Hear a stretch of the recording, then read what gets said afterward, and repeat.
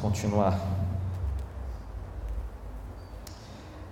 Ainda vemos e aprendemos no Salmo 42, que diante da tristeza, ponha sua esperança em Deus. Eu quero chamar sua atenção para o versículo 11 do Salmo 42, que ele repete, porque ele já vinha citado esse versículo, no versículo 5, ele repetia essa frase, onde o salmista diz, no Salmo 42, 11: porque estás abatida, ó minha alma, porque te perturbas dentro de mim. Espera em Deus, pois ainda o louvarei, a Ele, meu auxílio e Deus meu. Inclusive os estudiosos da Bíblia dizem que na verdade o Salmo 42 e 43 formam um salmo só. Aqui na nossa Bíblia está dividido em 2 salmos, mas se você for ver a linha mesmo, e o Salmo 43 também termina com esse versículo: porque estás abatida, ó minha alma, porque te perturbas dentro de mim. Espera em Deus, pois ainda o louvarei, a Ele meu auxílio e Deus meu. Se vocês perceberem, o salmista, ele começa o salmo, ele anda meio que numa montanha russa emocional. Ele começa o Salmo 42, como nós já falamos, que a sede dele só seria saciada em Deus, a sede da sua alma. Ele diz: como suspira a costa pelas correntes das águas, assim por ti, ó Deus, suspira a minha alma tem sede de Deus. Ele diz: do Deus vivo. Ele cria nesse Deus. Aí depois ele vai lá para baixo e falando da sua dor: a minha alma está abatida demais, as minhas lágrimas são meu alimento dia e noite, eu não aguento mais os meus inimigos dizendo: teu Deus onde está? Isso me incomoda, Senhor.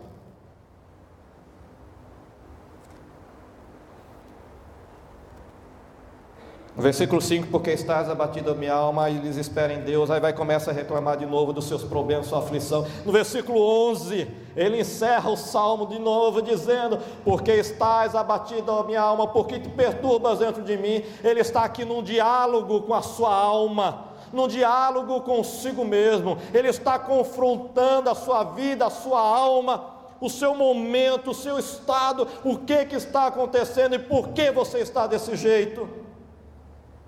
É um diálogo consigo mesmo. Ele confronta a si mesmo. Ele admite a sua dor, ele admite a sua aflição, ele admite a sua angústia, mas ele confronta.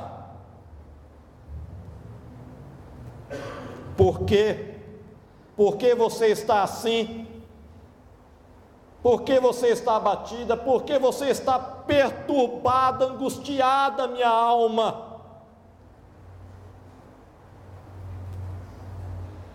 E ele aqui dá uma resposta à sua alma, uma solução à sua alma, à sua aflição. Diz: espera em Deus, pois ainda o louvarei, a Ele meu auxílio e Deus meu. Diante da tristeza, ponha sua esperança em Deus. O salmista não colocava sua esperança em si mesmo, em seu poder de reação. Cara, tenha atitude, tenha pensamento positivo. Se olhe no espelho e diga: você é o cara. Não, ele não fez isso, ele não acreditava nisso. Ele sabia que a solução, a esperança não estava nele mesmo, na sua capacidade própria, nem tampouco em outras pessoas. Preste atenção nisso. O salmista não colocou sua esperança nele mesmo e nem em outras pessoas. Ah, meu cônjuge vai aliviar minha aflição? Não vai. Às vezes até piora. Às vezes o cônjuge é uma bênção calado. Não pense em nada, por favor. Eu acho que você devia. Não ache nada. Às vezes as palavras só pioram, são como espadas em nossa alma. A pessoa perdeu a oportunidade de ficar calada. Respeita a minha dor, respeita a minha aflição, que você nem entende. Quer dar a solução, não entende a tua aflição, quer entender a minha. Então o salmista não colocava esperança nele mesmo nem nos outros. Ele não entrou nessa não. Em quem então ele colocou sua esperança? Em Deus. Espera em Deus, pois ainda o louvarei, a Ele meu auxílio e Deus meu. Ele cria que era Deus quem iria mudar a sua sorte. Ele cria piamente que Deus é quem iria fazer voltar a alegria em seu coração, em sua alma. Ele tinha certeza de quem era o seu Deus. Veja bem, ele disse: espere em Deus, pois a Ele ainda o louvarei, a Ele meu auxílio e Deus meu. Não é Deus dos outros não, é o meu Deus em quem eu creio. Como o próprio apóstolo Paulo pôde dizer: porque eu sei em quem tenho crido. E o salmista sabia também, ele conhecia Deus. Eu posso crer no meu Deus, eu posso confiar em Deus, eu posso esperar nele. Ele virá em meu auxílio em tempo oportuno, no tempo certo e da maneira certa. Ele irá saciar a minha alma. Davi, no Salmo 40, versículo 1, declarou: esperei confiantemente pelo Senhor, Ele se inclinou para mim e me ouviu quando clamei por socorro.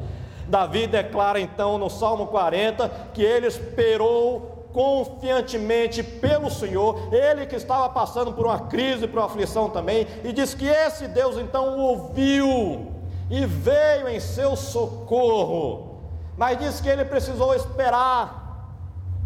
Deus não veio de forma imediata conforme Davi queria, ele precisou esperar em Deus, ter perseverança no Senhor. Esperei confiantemente pelo Senhor. No versículo 4 do mesmo Salmo 40, Davi ainda declara: bem-aventurado o homem que põe no Senhor a sua confiança. Bem-aventurado, feliz, abençoado o homem, a pessoa que põe em Deus a sua confiança, não em João Bidu, que vem a mensagenzinha no seu celular do horóscopo. Basta pagar R$3,99, sei lá quanto. Vai confiar em João Bidu.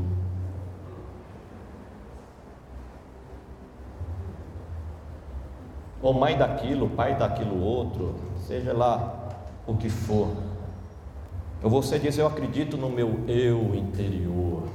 Teu eu interior é podre. Podre.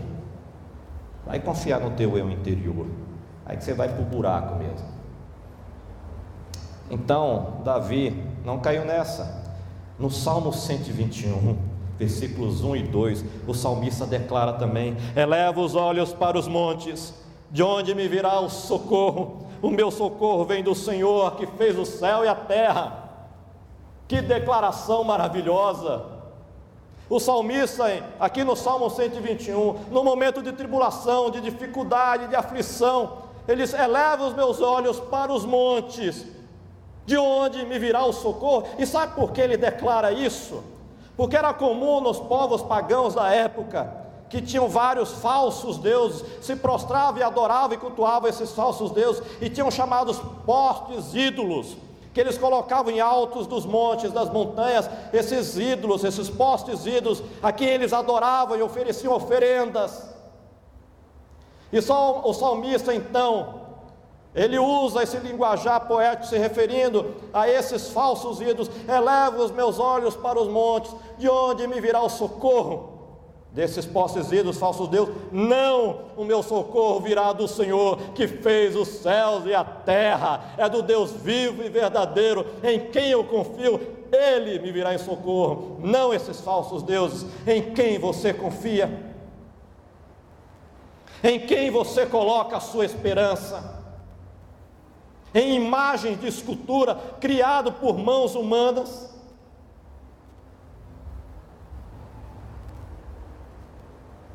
Diz que Martinho Lutero, na sua busca desesperada por sua paz com Deus, e ele tentava, através de flagelos, os dogmas da igreja, ter paz com Deus, e não tinha, e ele então, estudando teologia, a Bíblia, nas línguas originais, e ele foi buscando e orando, e lutava com Deus, lutava com o diabo, e disse que certa vez ele foi até a Roma, e então ele comprou ali, estavam vendendo indulgências, e disseram para ele: olha, compra aqui. Ele pediu para o seu pai, deu o dinheiro, suba essas escadas, e a cada escadaria, cada degrau, você reze não sei quantos Pai Nosso. E ele foi fazendo isso, e subindo, e chegou um tempo, ele começou a olhar para aquela multidão de pessoas fazendo a mesma coisa, e ele começou a questionar aquelas coisas. Disse: o que é isso? Então eu compro com dinheiro, eu confio nessas coisas, num pedaço de papel, naquilo que homens estão dizendo. E no filme que retrata esse episódio, David Lutero diz que ele então, olhando aquilo tudo, ele chega lá em cima, ele pega aquele papel da indulgência e amassa aquilo, joga fora. E ele foi confrontado com Romanos 1,17. O Espírito Santo ilumina sua mente, onde diz: o justo viverá pela fé. É pela fé. E fé em quem? Em Deus e na sua palavra.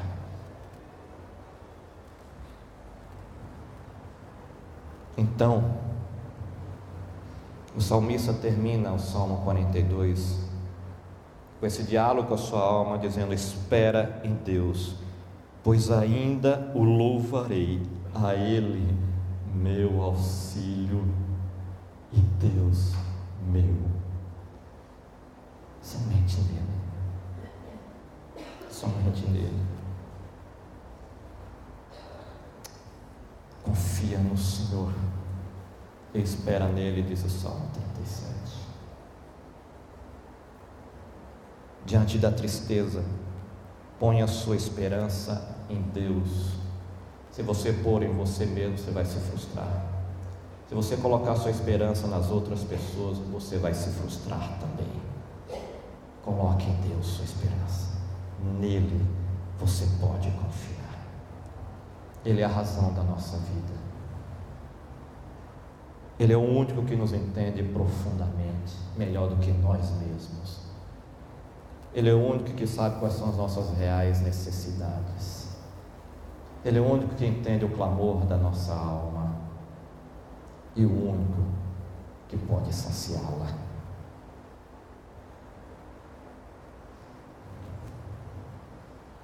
Portanto, eu quero concluir dizendo então que, diante da tristeza, o que você deve fazer?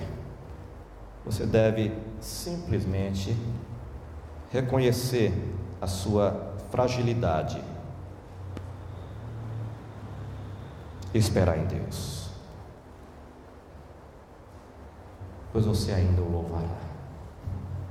O salmista diz isso no versículo 5 e 11: pois ainda o louvarei, a Ele meu auxílio e Deus meu. E sabe o que eu acho bonito nessa conclusão desse salmo, queridos, do salmista aqui? É que ele não declara isso depois que o seu problema está solucionado. Ele não declara isso depois que sua alma não está mais aflita. Ele continua aflito, e ele declara pela fé que ele vai esperar em Deus, e ele vai louvar a esse Deus, que é o Deus dele, em quem ele confia. É muito fácil louvar a Deus quando o problema já passou, quando a coisa já está solucionada. Você está no tempo de bonança, é fácil. Eu quero ver louvar a Deus quando ainda a coisa está difícil. Eu quero ver você louvar a Deus quando a coisa ainda está complicada, a sua alma ainda está angustiada, e você diz: eu louvo e confio nesse Deus, eu espero nele. E não vai ter tribulação que vai me afastar desse Deus. Não vai ter problema e aflição que vai me fazer dizer que esse Deus não é real e não me ama. Eu continuo esperando nele, confiando nele. E vou declarar assim meu louvor a ele. Ele está afirmando isso pela fé. Escreve isso. E depois, como eu disse, conforme os estudiosos, manda aos filhos de Coré, os cantores na casa do Senhor, faz disso um cântico para o povo louvar ao Senhor em seus momentos de angústias e aflições. Igreja Presbiteriana de Araras, um lugar onde há louvor a Deus, mensagens bíblicas que edificam comunhão e valorização da família. Venha nos fazer uma visita. Rua Júlio Mesquita 407 Centro.